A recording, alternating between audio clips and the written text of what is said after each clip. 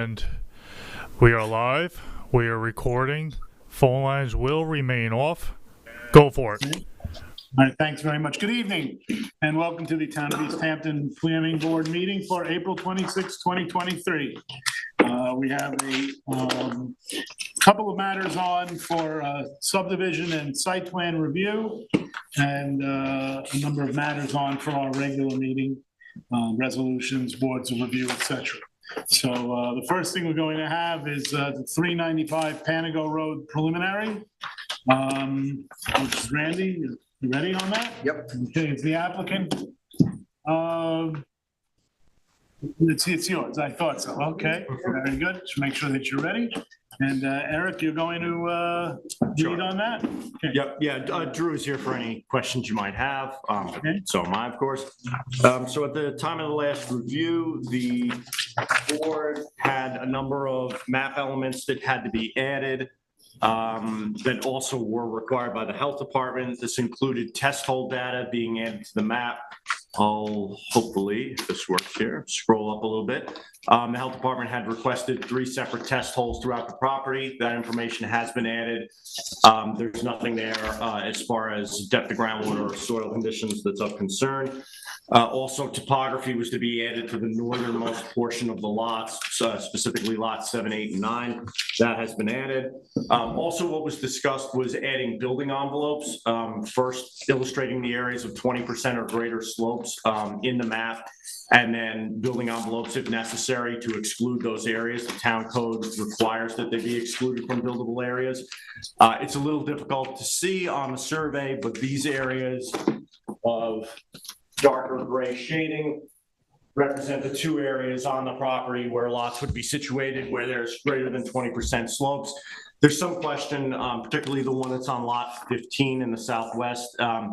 I've done 2 site inspections. I suspect that that's not actually natural topography. However, they are outside of the what would be the otherwise permitted building envelopes based on setbacks. So I don't think it's necessary to add building envelopes to these small lots. Other outstanding elements, the board had asked for a copy of the lease agreement, a draft copy that has been submitted and is in the file. That's still a working document. At the end of the day, that's the purview of the town board. Again, within the lease document, they want to include the restrictions on the subdivision. It's already been discussed by the town board. The most noteworthy restriction would be a prohibition of swimming pools and playing courts. These lots aren't really large enough to fit those anyway, but then also a cap on gross floor area that would be 10% of the lot area, which is significantly more restrictive than what the code would otherwise allow. The idea behind that is to prevent additions of these homes in such a way that would render the homes unaffordable in the future. Again, this is an affordable housing subdivision. Another issue that was raised was that the ARB should review the design of the homes. Again, that's something that would occur further down the road in the process.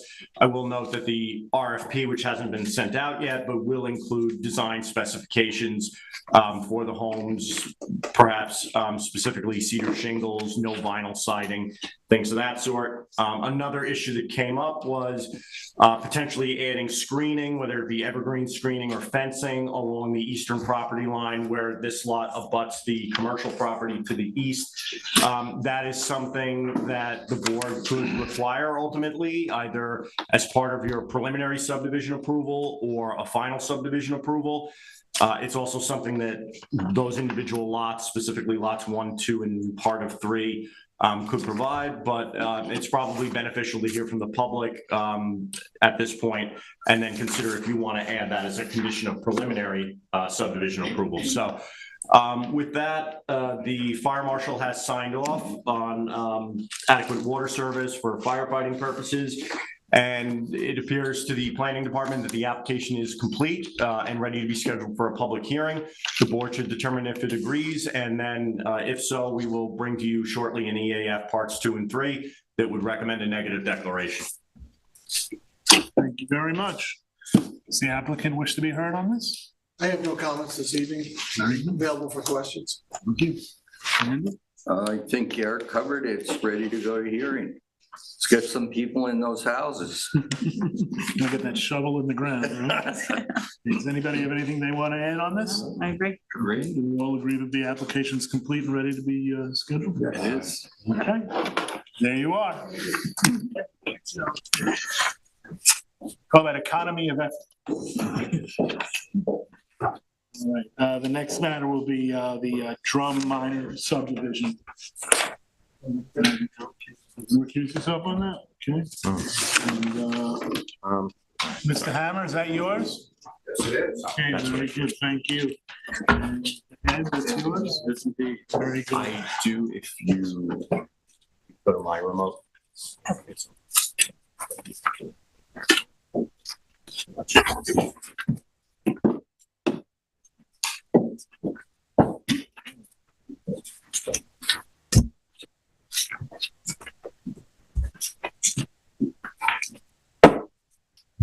Okay, just give me a second, please. I'm gonna call up the location of this next application so you can see it on the GIS, aerial imagery.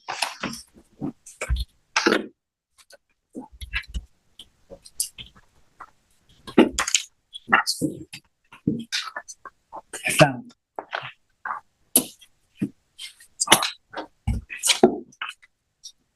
Can you see that okay? I can, yep. So this property, this is the application for property Drum. It is located in Montauk. The property's right here. This is Westlake Drive, and it's adjacent to Lake Montauk. The application has been, I'm just going to switch to the plan now. If I can find that, I'm going to have to stop sharing and reshare. Just give me a second.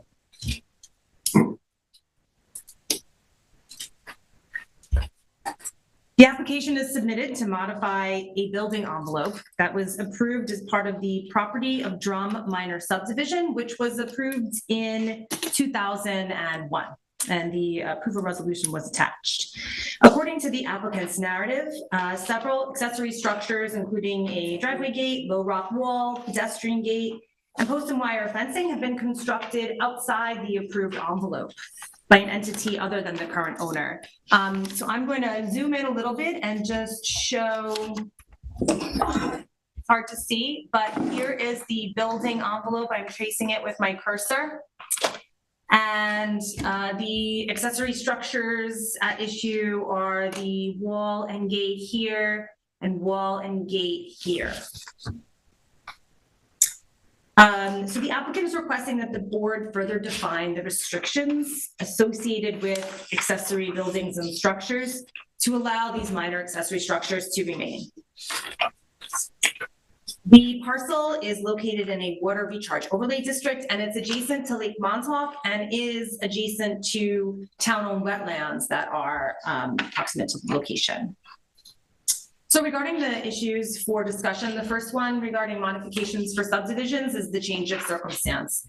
It's been long established policy that in order for the planning board to review a prior subdivision approval, the board must determine that there has been a change in circumstance that warrants reviewing the approval anew. If the planning board determines that the change of circumstance is present, then the board can review the modifications and determine whether or not they're consistent with the town subdivision regulations. Examples of change in circumstance I know that have been considered in the past include things like change town code with respect to matters at issue in the resolution, new natural resources or natural resources migration, new information discovered about environmental issues on the property, etc. From the applicant's narrative, we understand that the applicant is indicating that the change of circumstances should be related to the building envelope being more restrictive than would have been expected based on the conditions at the time of the original approval. However, we think that this does need to be further substantiated because based on our review of the files, we do think that the building envelope was deliberately determined at the time based on the property's proximity to wetlands. And we found some text in the old planning department files that basically laid out some succinct logic for why the envelope was placed as it was It was indicated that it was going to, meet the wetland setback requirements and further try to keep most of the structures even out of natural resource permit jurisdiction on this lot. So in conclusion, regarding this issue, we recommend that the applicant more clearly establish what change of circumstances they believe warrant review at this time. And then we can continue to discuss the improvements. Very good.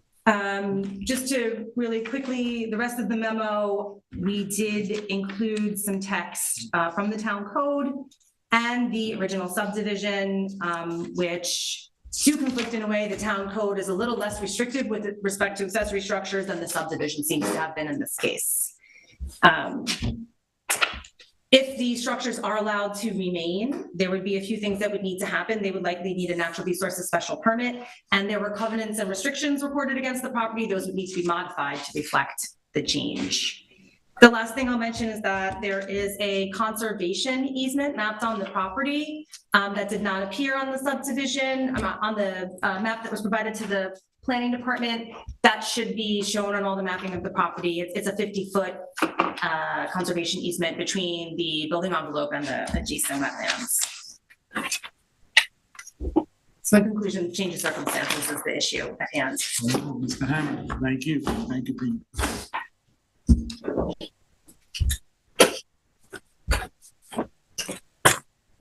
Good evening, Mr. Chairman. Good evening, team. I don't think I've ever met you before.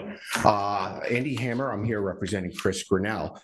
This is a little bit of an interesting one. I'm going to give you a little bit of a history lesson on this. It's kind of a strange situation. I have a lot of historical knowledge on this property, maybe not all of it, but I think this is a pretty reasonable request by the applicant. Originally, this property was owned by 511 Equities. Sometime in the late 90s, they had portioned these properties by deed. It was actually part of a 14.5 acre property that was being sold off individually as individual lots. From all accounts, the partitions of these deeds occurred sometime in 1983. Basically, under Suffolk County Health Department code, 1981 is like the controlling map. If you have a single and separate lot in 1981, you don't need subdivision approval. And in fact, one of the lots, I believe it was the property improved that's directly lot 1 in front of this lot, had already obtained a building permit and health department permit. So basically, they were the first man in. It's like everybody else who thinks you have a vacant lot, raise your hand. Not so fast, sit down.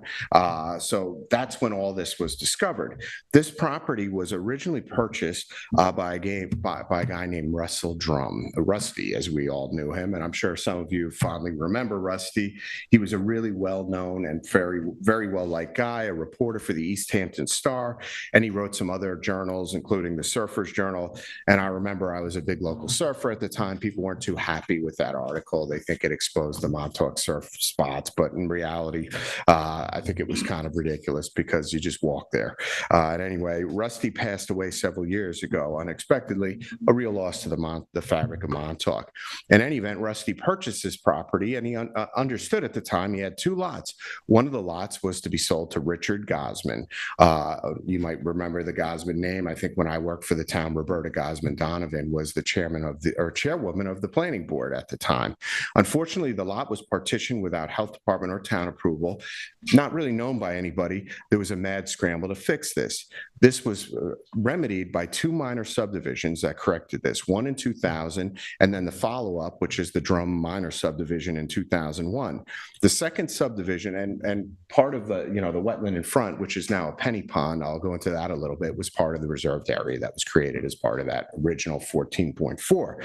The second subdivision, including a building envelope, designed to accommodate what I understood to be the Gosman's plan for a house.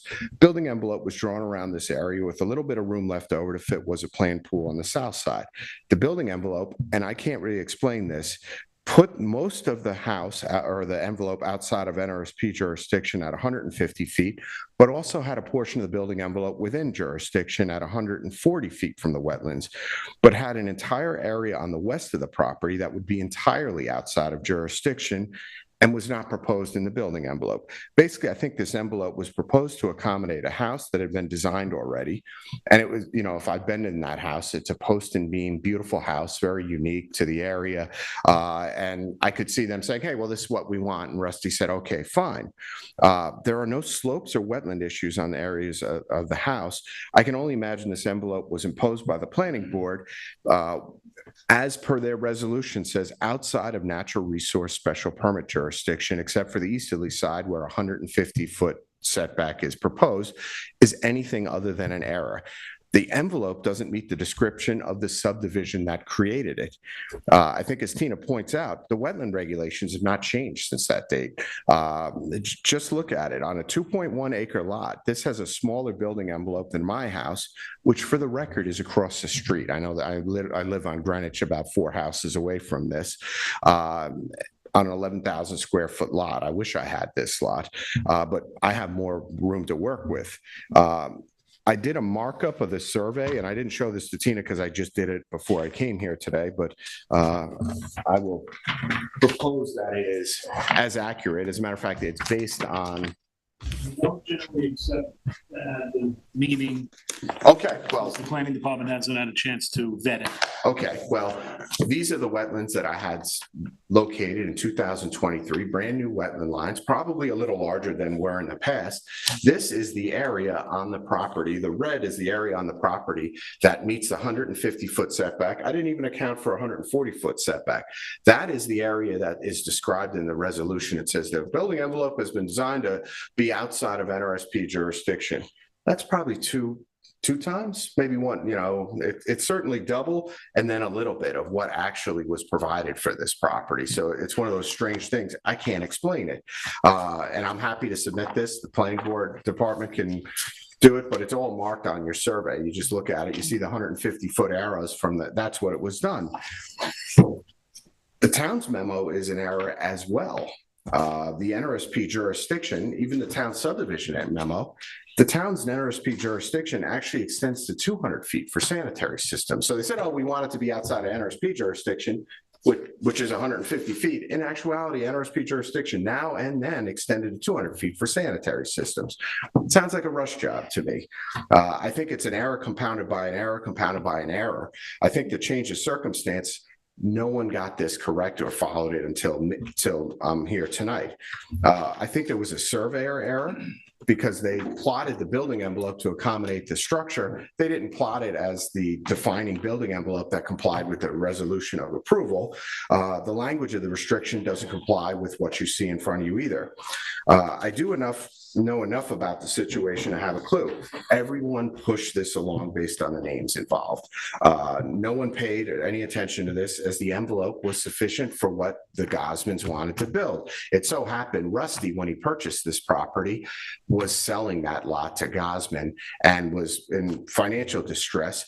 That's what this was driving this, is the Gosmans wanted to purchase the lot, but they couldn't because it wasn't a legally recognized lot. If you ask me, I would really want the building envelope to be what I drew in red. That's what the subdivision resolution says. Structures built outside of NRSP jurisdiction are not deemed to have any impact on natural features, just like any lot. You want to build a shed, if you don't have any wetland restrictions, it's guaranteed it's as of right.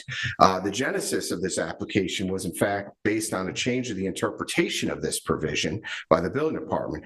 Basically, the Gosmans, after they finished construction of the house, which I think started 2003, thereabouts, added gates, fencing, garden areas, garbage bin, a walkway. There's some knee-high walls. When I say stone walls, they're like this big. If you've ever been to the house, I encourage you to go visit it. It's a lovely little area, but more recently, the building department said, no, everything has to be in the building envelope.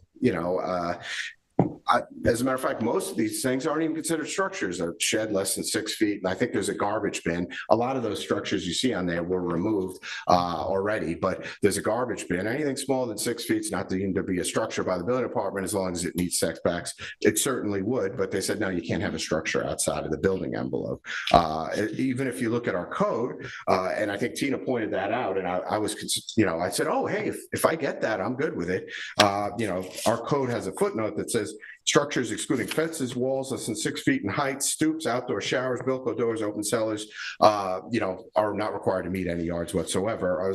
But she said, "Oh, no, I didn't mean that," as I read it. But that's what A. Glenn said, no, you have to go back to the planning board for this.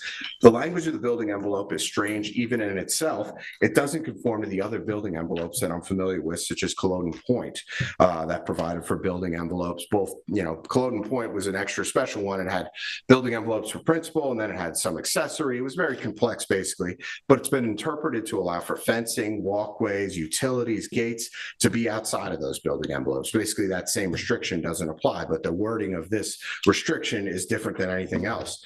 I think that's the middle ground. We would just want these typical structures that are in a footnote of the code to be allowed outside of this building envelope as well.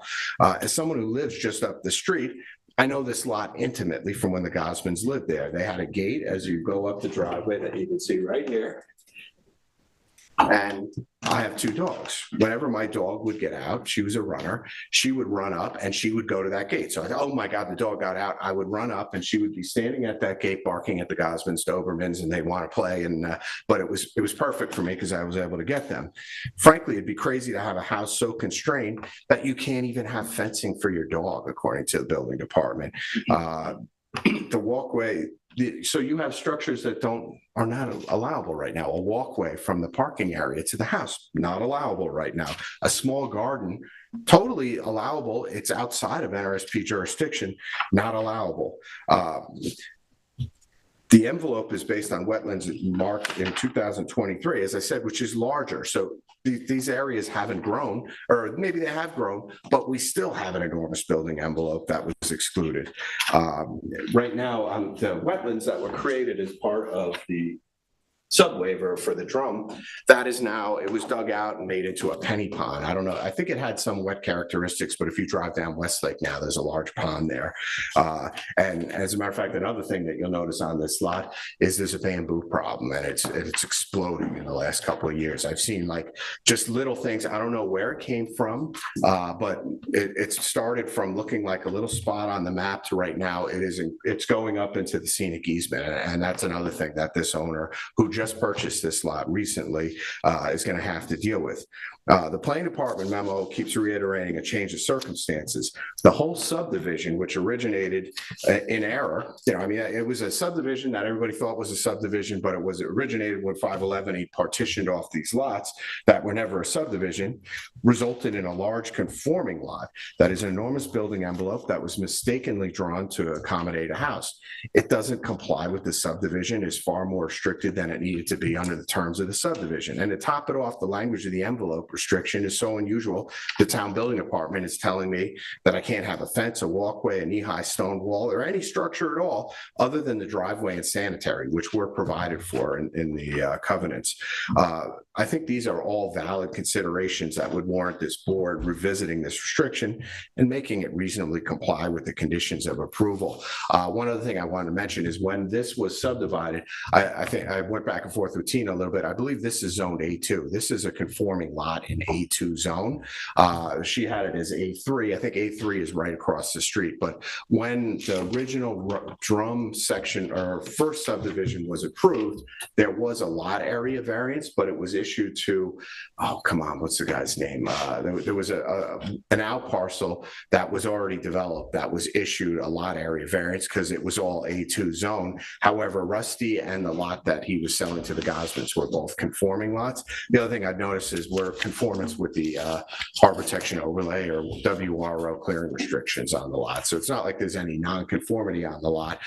It's just, hey, can we have some minor accessory structures, fencing so that the dogs don't run around the neighborhood? Can I have a gate? One other thing I'd point out is the subdivision had a common driveway that couldn't be used. I mean, if you want to go back and say, well, how did this happen? If you look at that survey, there's a common driveway we're supposed to use that ends on a giant utility pole. You can't get out that way, so it kind of jogs around and is shared. So there were a lot of mistakes made at that time, and I think it was just due to the speed at which this was being processed for a particular person and a particular reason. But I would respectfully ask the board to find that, yes, there is a change of circumstances. I'd be happy to pursue a larger, enlargement of this building permit if the board tells me that's something you would consider. It doesn't necessarily need to comply with what I drew here, but I do think it's a valid request that's based on a valid change of circumstances. Okay, thank you very much.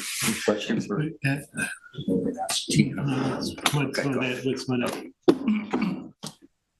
Thanks, Andy, for that history. I appreciate that. It's good to know. I have visited the site. It is a beautiful site. There's no question about it. And the house does not occupy that much of its lot. It's very respectful in that regard. But it's hard to really think about this without knowing what it is that the new owner intends to do if you, in fact, are successful at getting an amendment to the building envelope. What's next? Well, I can tell you the only thing that, and this dates back to the first person who bought it from Gosman. They always talked about building a pool. The pool meets all setbacks. It was going to be in the existing building envelope. There's not a need that we have to expand it for that. I think they just want to have use of areas outside of that building envelope for walkways, pathways, garbage bins, maybe a small garden shed or something. I would take any restriction, walls or fences less than 6 feet, which would be allowed by code right now. I think that would be an amicable solution at the end of the day. There's no plan to expand the house.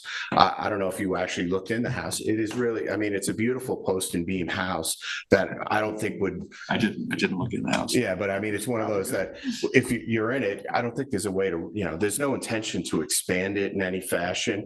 It actually sits nicely on the property. So I can't even object and say, well, we need a bigger building envelope to accommodate a bigger house. That's not even what's driving this. We need an envelope that would accommodate reasonable use of the property, like an area that we can fence. For instance, if they did add the pool on this property, it's basically tucked up against the house. How do you add pool fencing around that? Well, you can't, right? You'd have to fence the edge of the pool it just doesn't make a whole lot of sense to me. So, any consideration you could get to trying to make this a little bit more reasonable envelope restriction, I would be more than happy to consider. Did this come up, Andy, because the owner wanted to put up an enclosure for their dogs, or how did this? This came up originally because the person who bought it from Gosman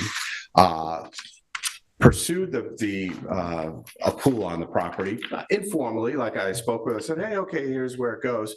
I don't know what happened to her. She sold the property to Mr. Grinnell, who's somebody I know locally. And he just said, I want to have a legal house because right now we don't have a legal house. I said, well, we can make it legal by removing the gates, all the fences, get rid of the garden, get rid of the garbage bin, everything, these little knee-high walls. That's what really drove this is I just want to be able to have a CO because right now it doesn't have structures that don't have the ability to be legalized unless this board acts. Okay, thanks for that additional color. I appreciate it.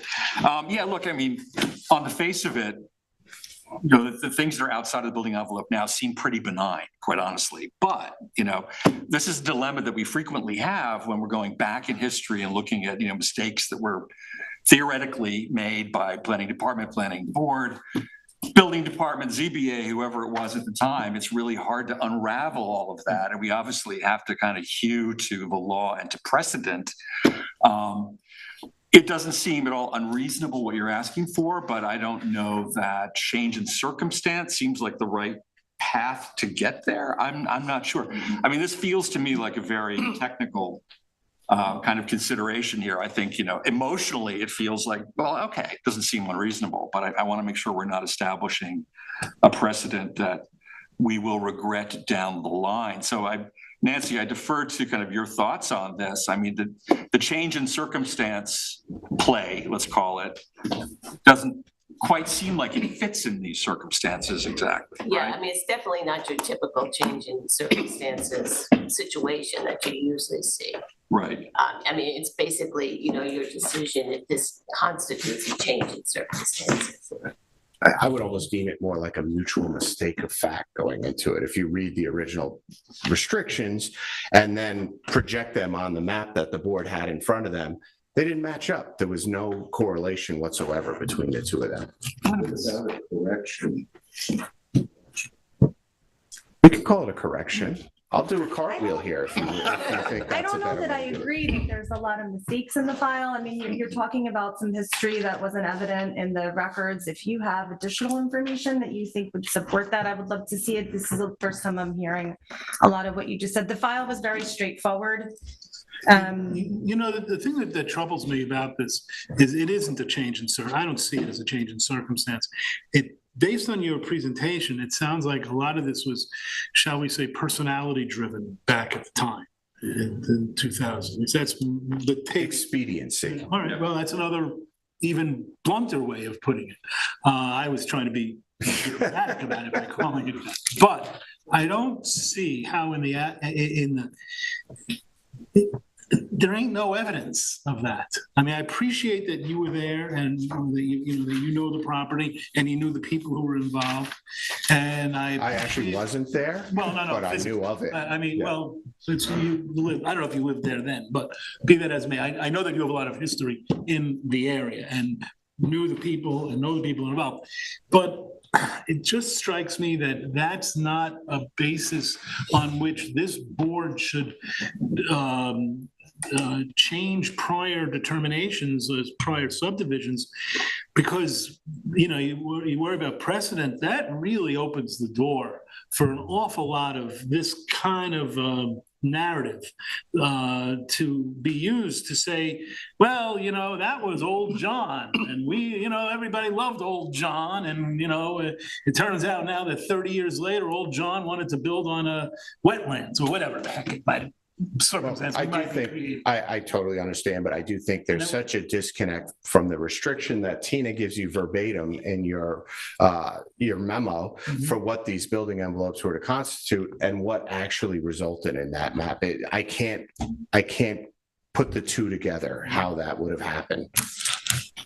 I will say to that, all of the file maps have the building envelope very clearly shown and the 50-foot conservation easement. So if there was confusion about that, it's not evident in what I saw. So if there is some evidence that you found that shows the ambiguity, that might be something that would help. Well, me unfortunately, understand most what of the you're saying. people that would be able to answer those questions are no longer with us right now. But I do think that if you read the subdivision approvals, regulations and restrictions, and then translate them to the map that they have today, or even the updated map of today that shows updated wetland lines and all that stuff, there's a disconnect there, and I can't explain the disconnect. But that's like, I guess, a corollary to the first problem of setting precedent. I'm sure that if we go through each and every subdivision map and the building envelopes and the similar factors that you're reciting here, you're always going to be able to pick them apart. And not always every single time, but many times you'll be able to pick them apart and go, well, this doesn't make sense based on the topography, based on the proximity of wetlands, based on whatever factors might govern where the building envelope would go. And once we open it up on the question of building envelope, then there are other issues involved in a subdivision map that other applicants down the road might come up with as things that need to be changed because, back then they didn't understand, or there was a mistake or something like that. So what I'm getting at from my perspective, and we've got 6 members here, my perspective is there's a bar, it's way high, and I don't think that what I'm hearing gets us there, gets the applicant, gets you there. Well, in due respect, like I've been involved with looking at topography. Oh, wait, this was excluded from the building envelope. Example, But I mean, that's a very common one. I said, listen, we're talking about 18 square feet. This is 1.5 times the building envelope probably that was excluded with no record as to why that happened. And maybe the right standard isn't change of circumstance, maybe it's arbitrary and capricious, I mean, Well, that's a possible. Listen, dealer's choice here, you can come up with something else, but the application that you're making is governed by the standard of a change of circumstance. That's the path you're on. Now, you want to try a different path, have at it. I want to open it up though to the board, and I'll start, Sharon, with you.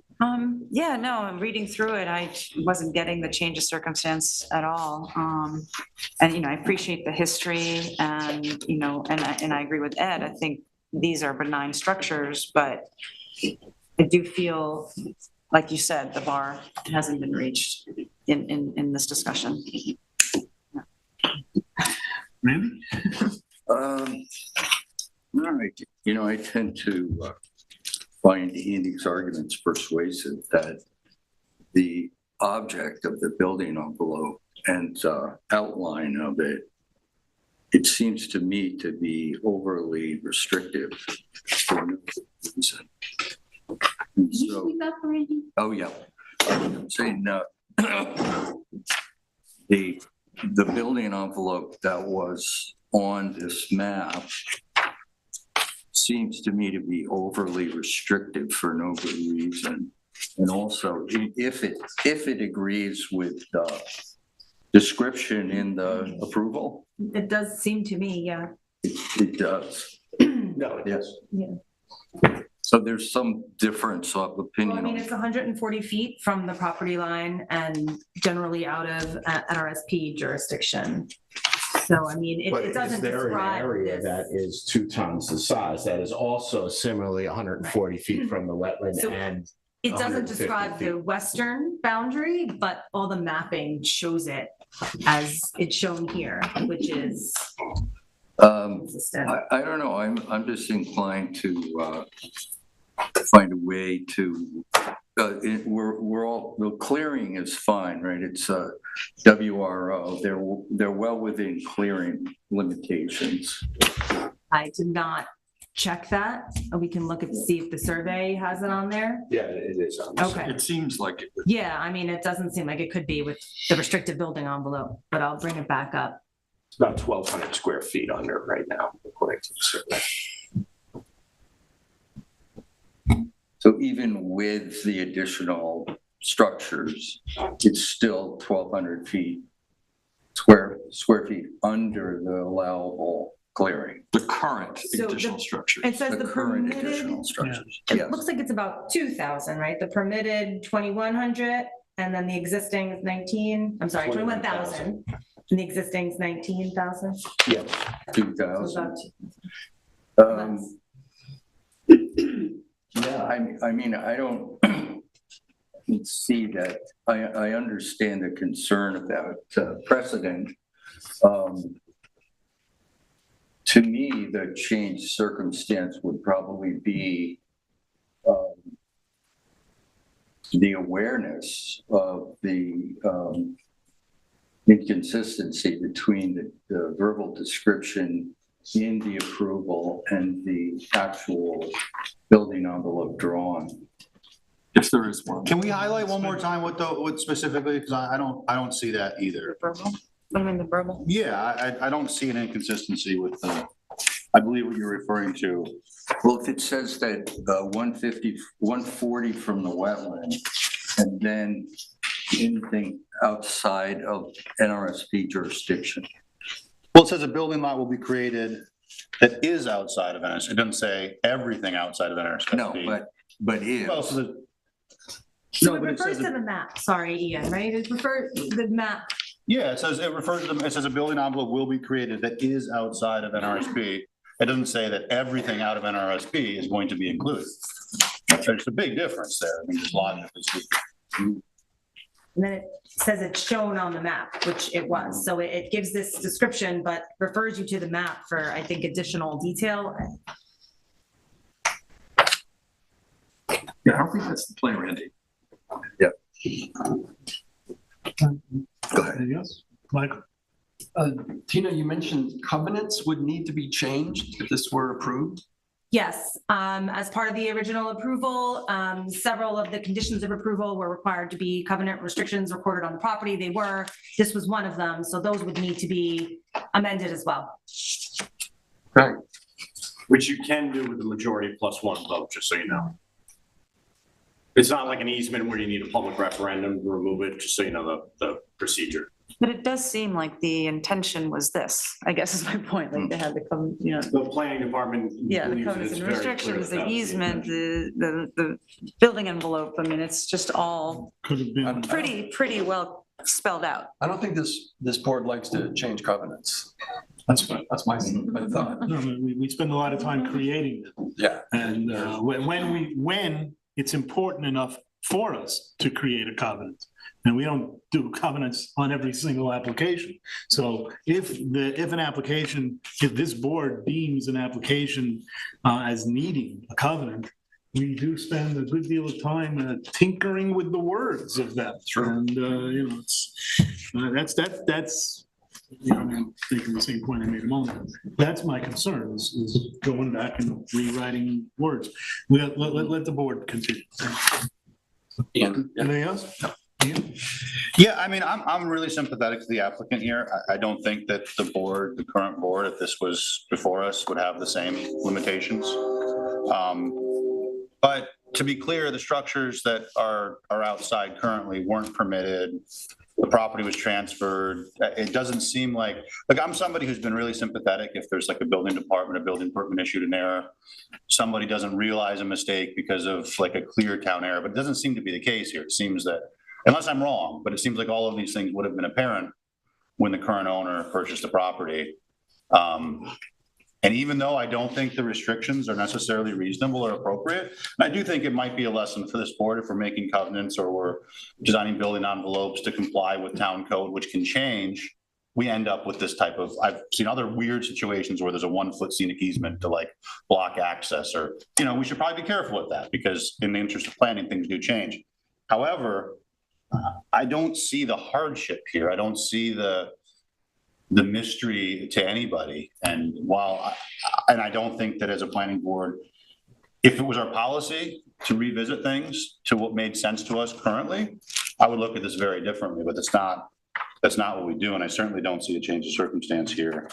I don't see the contradiction in the language that describes having a map that seems to be clear everywhere it's shown. The only thing that you said that I think is maybe a contradiction is the 200-foot setback for septic, but that's a small detail. And honestly, even the idea that I don't think expediency or catering to certain names is ever a good idea in the interest of fairness, but I think making an approval that is more restrictive than they would otherwise be allowed, I don't know how that part gets slapped on just for the sake of it. I mean, if there was truly an error that they said this is where the house is and here's the envelope, it just seems like gross negligence, but it's gone on for everybody, it's transferred several times and everybody knows. So very sympathetic. I wish that there was an easier way to a different answer, but I don't think that it's what our board does. Having heard everybody, what I would ask is give me the opportunity to try and find somebody who knows. I believe the surveyor was William Walsh, who did these subdivision maps. Maybe I can track down where that came from. It's not going to be easy, but at least give me the opportunity. I have never known this planning board to adopt a building envelope that would say you cannot fence your property. That's your first property right when you buy something, is the right to exclude others. I can't believe that this board would say, hey, no walkways. You walk out your front door, you're outside of your building envelope, you don't get a walkway. I mean, that just to me sounds crazy. So what I'm asking for, I think, is completely reasonable and something that probably neither party, the planning board nor the applicant, realized it was going to be applied in this fashion today by the current building inspector. So you asking to basically table this application? Yeah, you can table it, and I'm going to ask you to formally deny it if you're going to deny it, because then we'll find out what the applicable standard is for this, because I think it's a very reasonable application. Let me put it this way. If you ask this board to table this application, I'll hold off on the questions. I think. Okay, I think that's reasonable. Let me do some more research. Do a little more and kill more trees. Absolutely. As we And say. in the meantime, just to be clear, this is probably a stupid question. I think I know the answer. There's no way for you to ask for a variance because it's part of the subdivision, right? I believe I'd be asking for a variance from you guys, right? But what I'm saying is, I don't think that you can go to the zoning board. codified provision, it's a condition of the planning board approval, so you Yeah. couldn't go to the ZBA. So you couldn't get- No, you could do that. But not before us. No, I'd have to go No, to not you. for us. No. I don't, This is the only avenue the applicant has to yeah, this is it. get whatever. And truthfully, I wouldn't buy a house that I couldn't fence, that I couldn't have a walkway. I mean, it's just somebody crazy. did buy it. Somebody did buy the house. I wouldn't, not understanding this clearly. Let's put it this way. If we're gonna table this, okay, which I didn't represent 'em. sounds like we're gonna do what we're gonna do. You can consider different avenues to Okay. proceed. And I'll speak to council and we'll see if we can come up with something. There was never a CO though, so he bought a house without a CO. It had a CO after the construction was built, but that was before anybody lived there and said, oh, we need a garden, we need a fence, we needed this, a garbage bin. You don't need a CO to transfer. Well, right, but I mean, if you have a CO that doesn't indicate the things that are on the property, you don't have, you know, I mean, a CO at some point in time that encompass Can't get a something. bank loan. Well, that's the only problem. And- I was just gonna- I and, guess, and I guess Ty- that's and why I Tyler always should have a also be- CO. But are you only asking for a fence? That's all I want, a fence. I just want what this already footnote. But you may want more. You may want the pool. No, I'll take that. I would be happy if you said, hey, you know what? I'll take All right, let's do this. Come fences back. below 6 foot wide or whatever. Why don't you do this? Meet with the planning department, come up with, if you have something that's that narrow, maybe you can come back to us, because I think that the idea of a pool, am I correct in assuming that that's kind of a hot button for this board? The pool fits in the Future existing. plans, you know, why the need, you know, beyond the ones that you're stating now. All I asked you for was Yeah. for, hey, that footnote that says Bilco doors, fences and walls greater than less than 6 feet in height, walkways at grade, all that. That should be something that I'm allowed, and I'd be happy with that. The pool fits in the building envelope. I don't really need any relief for that. Well- I'd be willing to accept that. Let's So let's do that. Why don't you give it another shot? Okay, All right, so we're tabled. We're gonna. okay, that's fine with me. Thanks, Andy. Thank you. Thank you. Andy? Okay, all right, very well. Finally, on the work session, now we have new singular wireless at St. Peter's Chapel. And that's you are recused. Eric, you're going to handle this? Yep. We have counsel, to the board. In litigation, we have the applicant's counsel, I believe is sitting there. Okay, so, go ahead, Eric. Sure. Public hearing was held on April 12th. 9 members of the public spoke at the hearing, as well as an attorney for the applicants, and a total of 8 letters were received. All of the letters and 8 of the 9 individuals who spoke at the hearing were in opposition to the project. 1 member of the public spoke in support of the project, as it would improve cellular service, the lack of which was identified as a risk to public safety. The board should read all the letters received and is encouraged to rewatch the public hearing. The board will need to determine if the public's concerns have been adequately addressed. As a brief summary, the public comments in opposition to the proposed project were based on the following issues. 1, adverse impacts on the residential character of the neighborhood. 2, adverse impacts upon the historic setting of St. Peter's Chapel, which is on the eligible list for the National Register of Historic Places. 3, limited range of additional cellular service provided only to new singular customers in the immediate area, and the stated failure of the applicant to demonstrate a gap in coverage. 4, design of the monopole and a preference for a stealth monopole design with all equipment mounted in the interior of the support structure. 5, the legitimate need for a 70-foot tall support structure, particularly as the previous application proposed an only 50-foot tall structure. And then 6, the applicants need to still obtain permits from the Federal Communications Commission and the New York State Office of Historic Preservation.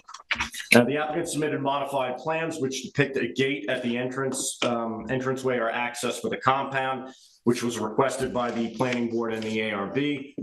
The board should discuss this site feature and its design and form a consensus on whether or not this should be included in the proposed project. Again, I'll remind you that the public hearing was noticed without that gate. Plans were submitted the morning of the public hearing to add that gate.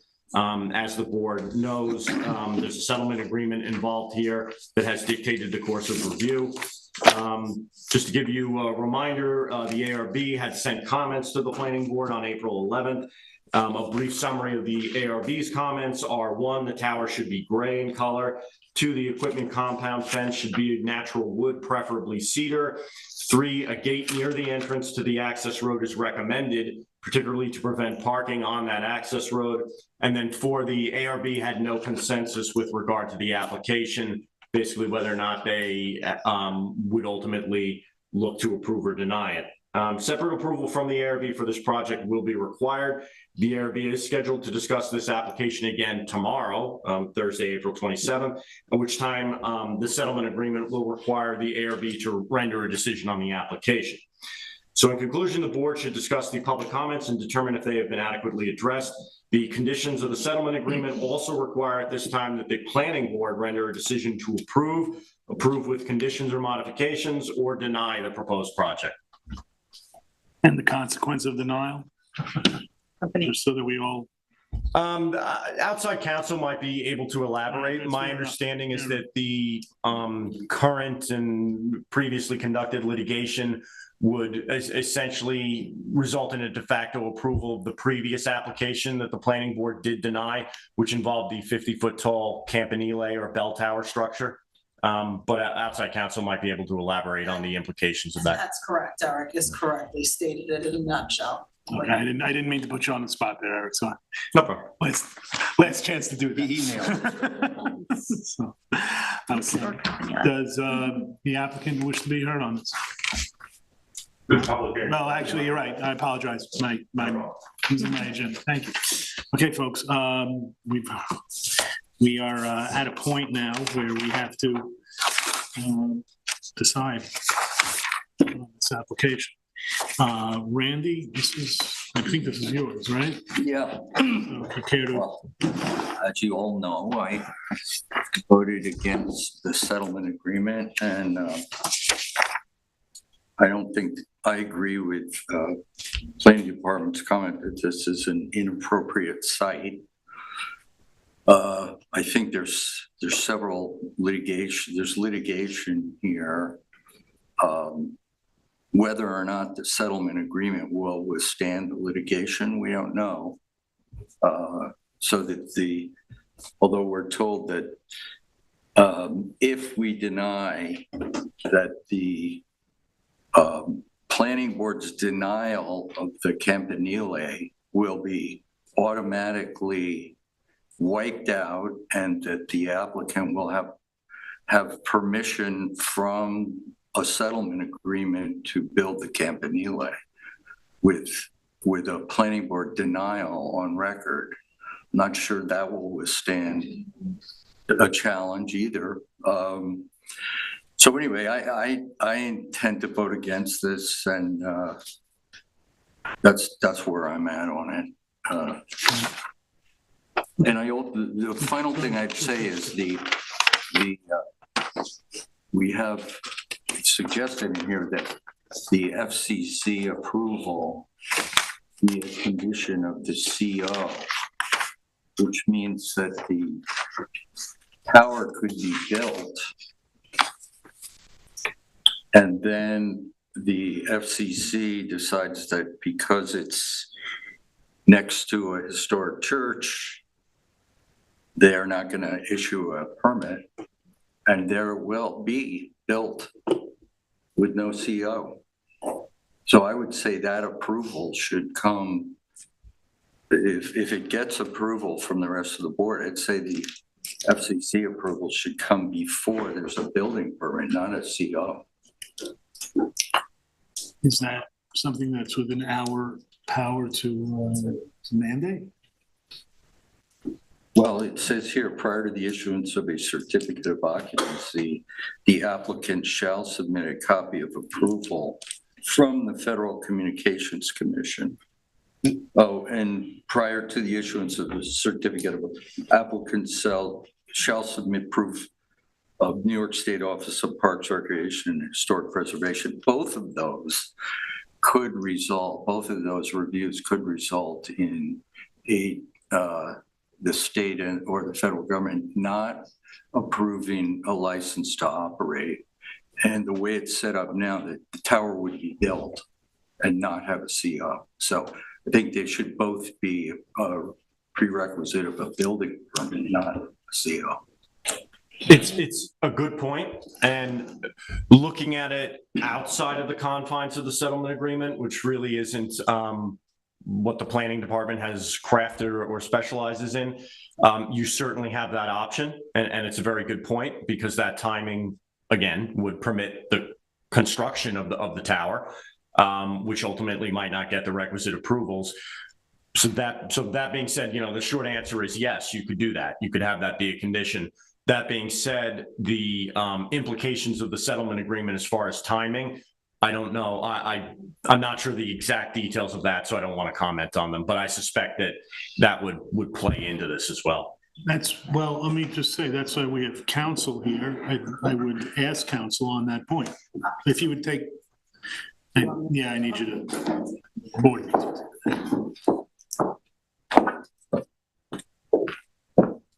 Everybody, just as a practice, Kelly Wright, outside counsel for the town from Scahill Law Group. Good evening, everybody. I've just been speaking also with Matt Fitzgerald from AT&T, and in practical effect, they will not build anything until they get the approvals, because that would violate federal law. So notwithstanding, any settlement agreement, there's not going to be any scenario where they're going to build a tower without first having had it been approved by the FCC and by SHPO, and that's accurate, right, Matt? Am I allowed to confirm that? I don't have a problem with that, actually, if you want to step up and confirm that, so, because it's a legal point, and I don't mind getting you to stipulate on the record on it. It's fine with me. I just want to make sure I stated it accurately. No, I appreciate that. Matt Fitzgerald with Phillips Lytle on behalf of AT&T. Kelly stated it accurately. AT&T cannot and would not, but most importantly, cannot go out there and start construction until the SHPO and FCC process has been resolved. And that effectively means that there would have to be a C of O based on these conditions of approval. We would have the FCC process resolved before any shovels go on the ground. So the result would be, we would have it resolved before the C of O would ever come up. Why not before the building permit's issued? It doesn't sound like it would. So the legal point there is that the settlement agreement requires the town to issue all of the approvals, including the building permit. So if you condition us doing this federal law process, I would say two things. One is it's a settlement agreement issue. The other issue you have is it's the NEPA process that this refers to is not something that applies to town at all. It has nothing to do with the planning. As a legal matter, it has nothing to do with the planning board's review of the application. Let me just ask our counsel, is that accurate with respect to the building department approval? Yes. So that means that the building department has to be on board with this just as much as the planning board has to be in agreement and the ARB has to be. They have to receive all of the approvals pursuant to the settlement agreement, but all of that is going to be subject to getting those approvals before any shovels go in the ground or anything is built.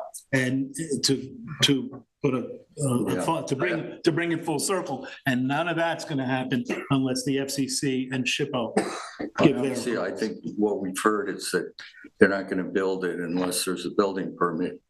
They're not going to build it unless they get those approvals. So why wouldn't we condition it on a building, those approvals being in place before a building permit is issued? Because regardless of the settlement agreement. That's the part where I'll have to put company with you. Well, you know what? Is AT&T going to sue over that condition, which is a reasonable condition, and they've already agreed, doesn't interfere with what they're doing? We've been cowed enough with this application, frankly. No. I'll just say that as a legal point, we would have no problem with, just like I understand from having reviewed the planning board memo, landscaping being a continuing condition of the approval. I would have no issue with that we obtain these approvals prior to starting construction being a continued condition of the site plan approval. The building permit, we don't want to have the requirement to obtain a building permit hanging out there in the meantime, because that leaves the litigation ongoing. It leaves all of this open in the meantime. It's also, again, I would say, the NEPA process is outside of the scope of the planning board's jurisdiction. It's a federal law process that has nothing to do with this board. Thank you very much. Okay, thank you. For now. For now. Okay. All right, Sharon. You know, I feel a little frustrated with this application, I think like Randy does, but I do know we have the settlement agreement, so, I mean, this is a really hard one, it's not appropriate where it is, we all feel that, and I feel like when we denied the Campanile, when I was picturing what was gonna come at us was more of a stealth monopole, and that is not what we got like a real, whatever, cell tower with pieces on it. So if they're saying the stealth can't happen, so this is what we got. And, seeing the photograph of the backyard neighbor was pretty shocking. I would not want to be living in that house, looking at this pole. So unfortunately, what we didn't get out of the public hearing was of course, they don't want it at all, the neighborhood, but I wish we had gotten a little feeling about Campanile versus, versus that pole that is there. Because I almost was, after seeing that pole, I almost was like, oh my God, the Campanile would be better, Almost. I mean, unless we find ways, it's hard to know. I mean, I think that photograph was probably a winter view, obviously, but can we hide it with evergreens and, continue the landscaping idea of somehow able to make it better for that one neighbor especially. So, I mean, I'd like to have this a continuous discussion, but I definitely was taken aback by that photograph. And let me also ask you, fence or no fence? In the front? The gate. The gate? That's what I mean. Well, Because we have two, just to be clear. I think that's a safety and parking issue. So I don't mind the gate. Because we have, everybody should be aware, we have two resolutions. One with a gate, One with a gate, one without a gate. And that's just, I think the we have gate, two resolutions. one with a gate, one without a gate. One with a gate, one without a gate. We'll pick in a few minutes, I guess. I think I'm good with the gate. Depending on the vote. So I You're mean, good with the gate? Yeah. Okay. But I think this is an ongoing discussion because. Randy is against the gate and against not the No, gate. I'm assuming you're no matter what. Two-part. One is, I don't think we should have approve a tower here, and I don't think we've done enough looking for alternatives, despite what AT&T said that they evaluated all the other alternative sites. I don't agree with that. So fundamentally, I'm opposed to this application. However, if the other board members decide to approve it, then I would say I'd be in favor of the gate. Thanks. Thank you. That's perfect. He's a no. No, I know he's a no, but at least he's a no with a gate. Michael. I feel caught between Cyrilla and Charybdis on this one. Nevertheless, I'm going to vote to approve it, and I'm going to vote for the gate. I don't know what the first part of what Michael said meant, but I agree with the second part. I think that, nobody's excited about it. I was one of the board members, like everyone except for Randy, who signed the settlement agreement. That wasn't because I read it and thought it was the best thing ever, but we took legal advice. And I think that, we're trying to represent the best interests of the town. That doesn't mean exactly what I want to see or what any of the board member wants to see. But, at a certain point, spending the town's money to fight something that we're probably not going to win is not a good idea. And I'm not an attorney.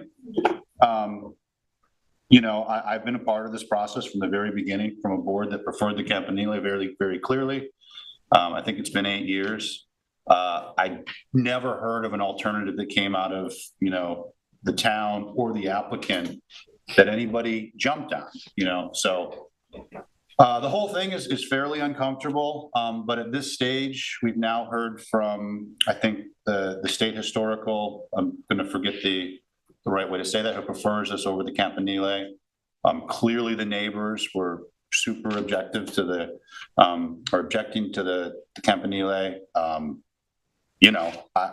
I think, Randy, with the settlement agreement in place, not to direct it to you, but just, I understand your concern. You've been very consistent throughout. I think as the whole board is, they don't want it, but we do face reality. We have our advice, and I think that this should be approved. As far as the gate, I've expressed concern over the safety of how far back it is with trucks pulling in, but I'm not gonna, I'll go along with whatever the board thinks there. Yeah, I mean, to me, it's very simple. It's stark and it's, unpleasant, but there's just one choice. We either approve or deny. We have no other flexibility. We have no other authority to do anything else. We can add our superfluous comments, and that's what they are. They're just superfluous. We can palliate the concerns, but we're stuck between a rock and a hard place. There you go. That's, So it's either choose door A or door B. You have no other choices to make. You can deny. Well, And see if the then that settle- chooses door B. If I deny, that goes with the company. Well, see if the settlement agreement holds up in court. That might not be, in fact, your options. It may be that settlement agreement will not hold water in court, and then they'll be back to square one, finding a new site. Yeah, I will say there's an aspect of that, though, that I do think that we should operate in good faith and be fair to applicants, neighbors, and the town at large. And, as somebody who signed that, I knew what we were signing. I might not have known all the details. And so I don't want to pull the rug out and say, well, we might win in court. I think our opportunity to do that, as you stated at the time, was before we signed the agreement. I was one who determined that was the right thing to do in the interest of the town. You thought no, but I think that the process clearly has led us here. And so taking a stab at that, I think that would be a little disingenuous. Aren't we going to go to court either way? I mean, isn't the choice of court going to happen if somebody wants it to happen, whether we choose the campanile or not? So it's just, what? I'll deny. I'll choose to deny. It's not going to make any difference. Well, no, it makes a difference because that effectively, based on, I think the advice we've heard is that and the settlement agreement that I believe is public, that if we deny, the likely alternative is the campanile. So yes, we may go to court either way, but are we going to court to defend this application? So, you see, this is the rock and a hard place thing. If you listen to all the public comments, they want us to deny it. They want you to take your position. They don't want this. But if I go along with what they want to do, they're getting the campanile, which they vociferously, even more so than they did this last time. Well, but they're litigating that whole. But no matter what, It they'll doesn't litigate, matter. so they'll litigate either one. Yeah, that's Doesn't why I matter what say we it doesn't they're gonna really litigate. matter what we do. So anyway, I'm going to approve. Yeah. I'm going to approve it. I like the gate, and that's my decision. And this is more like an academic exercise that we're going through right now. It doesn't mean anything. It's an academic exercise, yes, but it also is an acknowledgement. There's also an acknowledgement of the fact that we made a decision against the campanile, which I think the public sentiment agreed with. I think that, as you pointed out, it was even more vociferously against the campanile than against the tower as a fact overall. I think that for me, it's really just very simple. If we reject this, we will end up with a campanile. Well, I don't. Randy, please. I don't agree with that. Okay, you didn't. But you're stating it as a fact. And You're stating I'm stating that is my. That is what the Randy, settlement agreement says. and it is my belief, that we have a signed settlement agreement and we're bound to it. That's the point. You're willing to throw crap that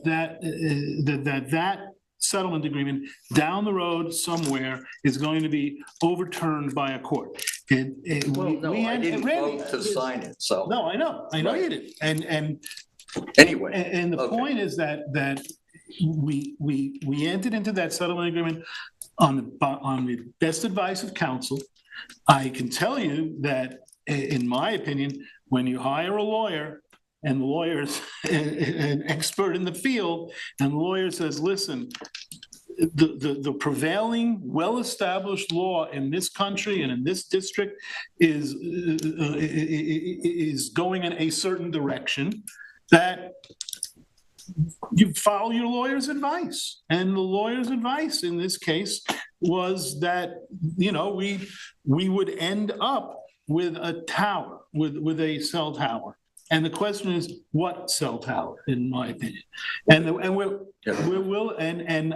I'm not willing to go along with a path that's going to, in my judgment, and I believe what council's been advising, will end up being the Campanile. Because the Campanile is, you mentioned the state historical entity, and I apologize for not remembering, but they rightly pointed out that it's so ridiculous as an architectural statement compared to everything around it, that it's worse than the very offensive tower that they've proposed. And, you know, I agree, it would be nice is a better word. It would be more appealing to have the monopole, the stealth monopole. But my understanding from the last conversation we had is that that would be a wider and taller structure, which, you know, when you're choosing poisons, I think that, you know. It's also just not an option at this point. And it isn't an option because it's not before us. Right, it's not before us. So, you know, we proceeded on the basis of our best legal advice. We're doing this, at least I'm doing this, and I get the sense that most of the rest of the board is doing this, because we don't want the Campanile under any circumstances. I think that the community, as much as they don't like the tower, they definitely don't like the Campanile. So I'm going to vote for it. You know, look, I can remember the first time, many years ago when I was young and rode my bicycle more. I was staying in Amagansett in the dunes, and we all went on a road trip from Amagansett up to the Exotic Springs General Store. And I'll never forget, we came around, we were going up Old Stone Road, and came upon the chapel, and I said, this is gorgeous. This is a beautiful little spot. And I remember it well. It was over 30 years ago. And it ain't gonna be now. It's not gonna be quite so beautiful. And that's a damn shame, okay? But we are in a place now where either we have that, we have this very unattractive tower that they're gonna build, or we have a completely incongruous, unattractive tower. Right. So, Sam, I'm sympathetic to the planning board. I think we really have to put this predicament at the town board's feet, because they hired counsel, they paid counsel, they can terminate counsel if they want to, and they drafted the settlement agreement with counsel. I'm not willing to do that, and I'll tell you why. Because you're assuming that a different council would come up with a different Well, I'm not solution. so much blaming, I'm saying a different town board might have come up with a different solution. No, I don't know. Those are a lot of what ifs, and I'm willing to say that I have confidence that the legal advice that we received is accurate, and I'm willing to make decisions based on that legal advice. You know, if you want to, you know, cast blame, it's broader and longer lived than anything in this room, whether it's us or the guys who usually sit up here. It's a nationwide policy. It's not just a policy, but a bunch of laws that support what's going on and what we are faced with. It's not so much blame as responsibility. I don't think this town board wanted to continue with the litigation. And well, you know, look, that's a separate question. Yeah. And you know, Well, I don't think the law was on their, I don't think the law But was you on make a their decision, side. yeah, I then mean, you make a I mean, you're right. I don't think they did, but I don't think the law was on their side. Well, and to be clear, not to put myself on the board and, and under any more fire, but we signed the agreement, Right. not with, unrelated to the town board. We signed it. Randy, I can tell you So- this, there's a reason that 95% of all litigation settles without going to trial, more than 95%. Because at a certain point, litigants come to the conclusion that the risk of loss is such that they have to make a decision and have certainty. Because, I mean, I can tell you as an attorney, I've had this conversation, let's see, I'm a lawyer for 40-some years, I would say 4,000 times, okay? With clients about, do we settle the case? Is it time? And, as you know from the news, sometimes a litigation doesn't settle until you're just about at opening statements. Sometimes it settles So with an after. perhaps our time to decide is now. I love this guy. Okay, I'm gonna do it this way. All those, let's have a vote then. All those in favor, council, how should we, do I have a question on this? I'm sorry for, Why don't we just read is the the rest? application ready for approval with conditions, or deny? But as long as there's still more talk about, vegetation, Do you want to make that a condition of approval? yes. Okay. What is it? Vegetation, I mean, he did mention that the landscaping would be an ongoing discussion. is that, why don't we have both councils step up so we can just talk about vegetation for a moment? Now, are you specifically directing vegetation at As the ever- neighbor? As evergreen to block the view for neighbors. Evergreens or something to mitigate their view. What they showed us in the drawing, I think, was the gate and the, No, but I think Sharon's talking about a photograph that was shown by a member of the public. Yes. Yeah, I'm not sure that I have that here. Not sure if it No, was submitted to the She file. was for a photograph of a pole, but there was also, the applicant submitted a photograph of landscaping and get. That we have. yeah, I've got it. Does that relate to the pole? The one The that. photograph I'm talking about was done by the public, where she was showing the view from her backyard. Oh, that one. And that was very disturbing. I share that. But what are we saying about that, though? Well, I think Sharon's looking for mitigation Or of, mitigation from that neighbor's view to the pole, which I think would have to be evergreens. I don't know if that was a winter view or it looked like a winter view. is that in terms of mitigation? Sure. So Yeah. in terms of the mitigation, we are proposing, just what's in the record already is that we are proposing screening along the backside there, the trees in consultation with the planning department. I can't speak to what was prepared by a member of the public. I can't speak to whether or not it was professionally done or if it incorporated our Well, I landscaping agree at with all. that. That's why I say that's, Yeah. it could be a discussion, because I don't know either. Like, she just showed this picture and how accurate it was. I agree with you. And so we are proposing, Yeah. as the record shows, not submitting anything new here. The record shows that we are proposing landscaping around the backside as we are along the length of the drive.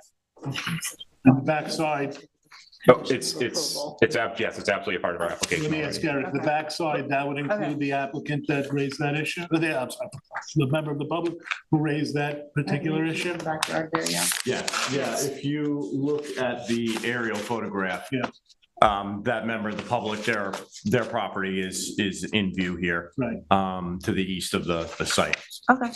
All right. So just, if you know by memory, so landscaping means 15 feet tall, 17 feet tall trees, I think they're or? gonna work with the planning department, right? Good, thank you. Yeah, just so you know, as far as what's on the plan right now is essentially, this is an overview, close up.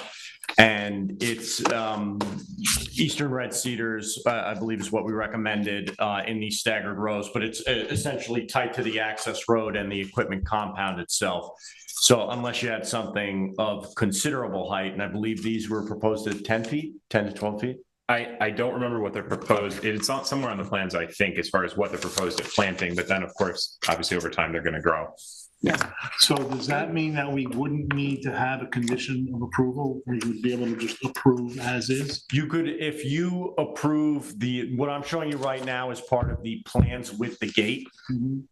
So all of this landscaping as illustrated here would be required under the plans and as a condition of your approval if you grant it. I'm sorry. It's already. Everything you see on this, this document right here, all of that landscaping would be included because it would be on the approved plans. It would be So required to be maintained in perpetuity. So it's already there, so it doesn't have to be a condition of approval. Right. The landscape. No, there's a condition that the landscaping be maintained in perpetuity, which is a standard condition of site plan approval, but you wouldn't have to, I know what you're asking, you wouldn't have to amend further the wording of your resolution to add a condition saying that this landscaping will be added. Everything you see on this plan would be part of that approval. Because we've got three choices and we really, assuming that vegetation is the only new issue for us, then we don't need to go with approval with conditions because it's the approval that we already have. But this is a different vegetation than the back. No, it's the same. It's the back. Well, I don't remember seeing anything about the back, and it seems like that. This is a better shot here, although forgive me, the drawing is a little It's bit the back of difficult to the see. tower, it's the back of the equipment thing, it's not the. Okay, not the back of the property line. Yeah. Okay, No, fair no, enough. it's between That makes sense. between the neighbor and the tower. Yeah. So there's something that you would like to see that's not on. No, that's not it. I mean, if Oh, it's obscuring the Oh, tower, I you mean mean, if, I don't know. In other words, there's Closer nothing this way, I that don't needs think to be it's gonna done with what we have now so to make it any. those Yeah. trees No, it along the will back obscure are the what Because Sharon's of- talking about? Just so you know, and I'll actually switch back Yeah, to no, it's the aerial here. obscuring. Because of line of sight, and if you look here at the aerial photograph, the equipment compound is essentially even with the edge of the chapel building there. So it would be located towards the center of the site intentionally. But since you have that step back from that property to the east, again, if you look at the plans, that landscaping, those cedars that are proposed right tight to the perimeter of the equipment compound, unless they are themselves 70 feet, are not going to do much to obscure visibility of that tower. You could, if you wanted to do that for the property to the east, which keep in mind on this plan is at the bottom of the page, you would have to put something of substantial height along the property line to cut down that line of sight. Yeah, well, I think we're opening up a can of worms if we talk about that. All right, so So it's either more clearing or perhaps another problem. Sharon, are you good with There's that? trees, so there's, yeah. I mean, Well, there is an issue of encroachment, as you can see on this plan. And I'll ask you to note the property lines that are depicted on the plan because they are accurate. What you can see here, again, it's difficult to see, but the edge of clearing is denoted here. So the woodlands that are behind where the pole is proposed right now on the property do not come right to the edge of the property line. There's an encroachment of that neighboring property's lawn onto the subject property. And again, now Revegetation plan on the lawn area. well, Wow, now you're making an assumption. so these lines are not exact, but you can clearly see the encroachment there. So if you did opt to make a condition and require additional screening along that property line, it would be in an area that appears to already be cleared. Oh. And it's depicted as such on the plans. Are you open to As a that? legal point, we don't have, so I guess two legal points. One is we don't have lease rights to that strip along the bordering property. I don't represent the property owner, I represent AT&T, so I can't bind the property owner to do something that's outside of our lease rights. I also don't know how the neighbor would feel about that if they're making use of that cleared area. I can't speak to It that. seems at all. like we're not helping A it, I valid guess. point to raise, and I appreciate that. Yeah. Okay, all right, folks. So let's, I think what we need to do is we need to, since there are no additional conditions of approval. The question is, do we accept the proposal? When we use the application. So accepting this also means we accept the gate. Well, no, okay, you know what? One's with a Actually, gate, one's without a gate. So One's with a gate. I said- I said Maybe what we yes should to do gate. I said is, yes maybe to we should gate. take a vote first, gate or no gate, and then we can decide approval or no approval. Nancy, is that a good way to do it? Yeah, either way, I mean, you could, All right, all those in favor of the gate? I I don't really care, but Randy doesn't count. So, okay. Okay, so do we approve? Well, no, the reason to ask is because we have two different resolutions. So let's read the one with the gate. And we'll, See how that and goes. now we will take a vote on the resolution approving or not approving the application with the gate. Sharon? Aye. Randy? No. Michael? Well, we have to read the resolution though, right? Well, no, after we vote. Which one to read after we vote? Oh, I thought we just did, the straw poll, gate, you have to go. We're just saying gate, no No, gate, no, now and now then he's saying- somebody Yeah, I'm say not I make a gonna be on an motion. island, no gate, so we're. No, now he's saying approve the thing. Well, actually, no, raises a good point. I think we just read the We need- resolution, we vote. We need you to read in the resolution. I apologize. Just the My- title. Yeah, you can just. Randy, unless you don't want to do this. I'd rather not. I'll read it. In the matter of the resolution of new singular wireless AT&T at St. Peter's Chapel 2, personal wireless service facility, site plan special permit, I have read the resolution and move for its adoption. Is there a second? Second. All those in favor? Aye. All those opposed? And one recusal. So that's 5, 1, and 1 recusal. And now that the board has made their vote, I just want to say that the planning department will work very hard to find new solutions to cure the coverage gap in this area that would obviate the need for this facility. Thank you very much. Great. And we Then does it get taken appreciate down? that final point. Wow. Yeah, because, there is one thing to say, technology marches on. Yep. And things that seem to be, etched in stone or dug into the ground one day are obsolete the next. We can only hope. Technology marches. All right, folks, we're now going to move on to the regular meeting. I've got 3 boards of review. It's amazing when they get away. First one is the request of Matthew Gazowski for the premises at 12 Gainsborough. I apologize. Thank you, council, for being here. We appreciate it. And the applicant's council, thank you. Thank you. Again, the application, the request of Matthew Gazowski on the premises located at 12 Gainsborough Road, Montauk, lots 14, block 159, Suffolk County Tax Map 300-19-4-23.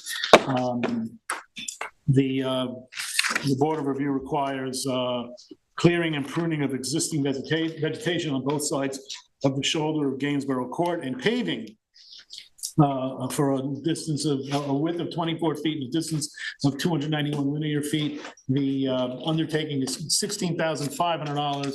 I've read the Board of Review and I move for its adoption. Is there a second? Second. All those in favor? Aye. Any opposed? Passed 7-0. Next is the request of Tuckaway Homes, LLE and Z Allen Tuck for a building permit at 26 First Street in Springs. Lots number 9 through 16, block number 3, Suffolk County Tax Map 300-75-2-12.9. The work to be performed is quite a bit, actually. Survey and perform a construction layout for a 50-foot diameter cul-de-sac of roadway at the terminus between 2 map markings on the, as shown on the old file map. Clear and grub all vegetation within the limits of the cul-de-sac, repair, stabilize, and fine grade as directed by the town engineer. Pave and construct a 50-foot diameter cul-de-sac as directed by the town engineer. Pave First Street, minimum of, for a distance of 260 feet and including the 50-foot cul-de-sac, topsoil and seed. At the roadway starting at Gardner Avenue and continuing south. The bond is $14,500 for all that. I've read the Board of Review, find it acceptable and move for its adoption. Is there a second? Second. All those in favor? Any opposed? Passed 7-0. Finally, is the request of Ad Rem 2 LLC at care of William J. Fowkes for a building permit at 65 Harborview Avenue in East Hampton, lot 167 to 175, block 30, Suffolk County Tax Map 300-123-5-4 and 5.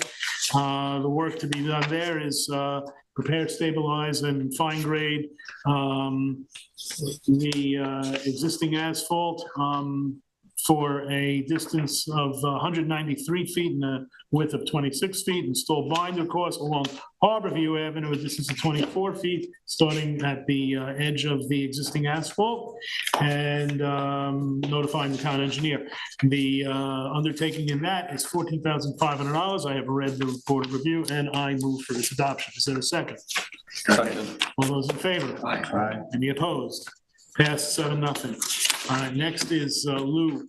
Lou, you got both of them? Yeah. Okay, go ahead. In the matter of the application of the map of Kathleen Dodge minor subdivision of Suffolk County Tax Map number 300-144.1-1-84, I have read the waiver of subdivision approval and I move for its adoption. Second. All those in favor? Aye. Any opposed? Passed 7-0. Next. In the matter of the application of 60 Skin Hampton Road Artist Studio, Suffolk County Tax Map number 300-189-3-19.1, I have read the artist studio approval and I move for its adoption. Is there a second? Second. All those in favor? Aye. Passed 7-0. Okay, that ends our regular meeting, and now we get to do the thing we all came here to do. I have known Eric Shantz for well over. This is it, baby. Well over 15 years, I think it is. I came on the planning board, I guess it was around 2008, maybe 2009, and you were here, right? You were fresh out of the. Yeah. Yes, it's wet behind the ears. I had a lot less I was on gray zoning hair. board. Yeah, well, some of us have no hair. Eric is, I gotta say, the most dedicated public servant I've ever met. He believes in this mission of what we do. He has incredible dedication to proper planning, good planning, process, following the process. And I can say that in all the years that I've worked with Eric and all the times that I've worked with Eric, I've never seen him make a decision based on anything other than best interests of planning. It's really an astonishing thing. You know, we deal with a lot of people on this planning board, and sometimes they're charming and sometimes they're not. I've never seen Eric make a decision based on personality, which is, you know, I mean, I deal with a lot of government agencies and bureaucracies in my life and in my, you know, non-planning board life. And I got to say that if that was the case in the rest of my life, I would be getting more sleep at night and happier with the way things are. Eric is an incredibly talented planner. He has encyclopedic knowledge of this town, of what has gone on, certainly during the time he's here and from before he was here. He's always been available to give me guidance and to give any board member here, I'm sure you can all say this, guidance and understanding of what an application needs, where it should go, and his respect for the applicant as well as for, you know, the folks that he's working with over at 300 Pandago it's consistent. The best thing I can say about Eric's leaving is that he's moving up and he's going to have greater responsibilities, I guess, in meeting one of the most important needs in this town, which is housing. I think that the town board couldn't have done better in selecting a new director. Is it called Director of Housing? Is that? Robert Moses would be jealous of a title like that. But it's really, all too often we've had planners who left, and that's fine, go on to other things in their lives, and that's great. I am thrilled that Eric is not really leaving. The only suggestion I would make is that you move the office of housing from, what is it, on Bluff? Yeah, move it over here, because, I'm sure that it's not gonna take too very long before somebody's gonna be knocking at your door going, what do we do here? So then, but That's a good suggestion. but the flip side of that is that Eric is leaving us in the incredibly capable hands of Tina. Tina has been with us, what is it, about 7-8 months or something like that? And I've been impressed beyond belief and thrilled that she's now gonna be, well, I'm not thrilled that she's the only one on board, but that's hopefully a situation that'll remedy itself soon enough. Tina's an incredibly talented planner, and we're gonna do just fine in her capable hands going forward. But for tonight, please, Eric, thank you so much for your service.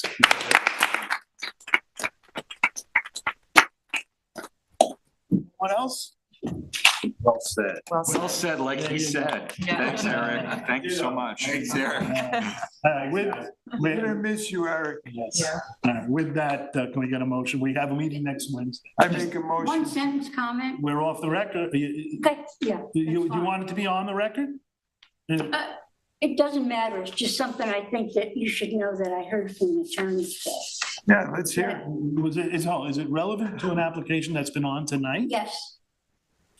I think you dug yourself even deeper, but I want to get that in writing. She should definitely speak at the mic. Yeah, you should, Okay. if you're gonna, we'll hear from the public. By the way, congratulations with your denial. The first denial, you did the right thing. Need your name and Deborah Foster, 8 Woodcock Lane in Springs. I was doing some homework and I came across something where I called an attorney. He's a good one. And he did a little homework, although nothing's in writing. They are not, these applicants, AT&T, are not in compliance with the town. The neighbors took a cell tower in Northwest, controversial. It is when you go into neighborhoods, you guys know that well. And they didn't wait for a decision from the judge. They went, I don't know how you spell skata.